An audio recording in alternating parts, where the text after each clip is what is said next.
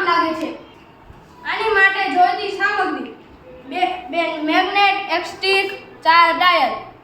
આ સ્ટિક છે જે આપણે ગુલ્ફી ખાઈને નાખી દેતા હોય છે તે લઈ આવવાની. પછી આ ટાયર કાર તૂટી જાય પછી ટાયર નકામા થઈ જાય છે તે આપણે લઈ આવવાનું. તે બહુ કામ અત્યારે આવે છે. અને આ સિદ્ધાંતથી જાપાનની અંદર મેગ્નેટ ટ્રેન ચાલી રહી છે.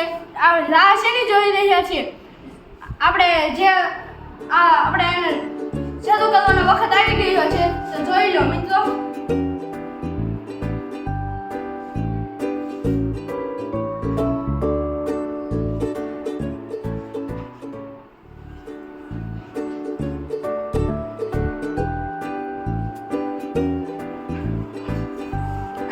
આપણે નાનું બનાવ્યું હોય તો બાળકોને પણ રસપ્રદ લાગે.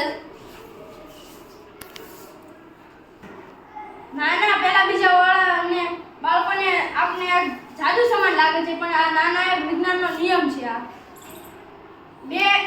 બે s વત્તા અને 2 n ભેગા થતા અપાકર્ષણ થાય છે. અને s અને n જો ભેગા થાય તો આકર્ષણ અને 2 s ભેગા થાય તો અપાકર્ષણ થાય છે.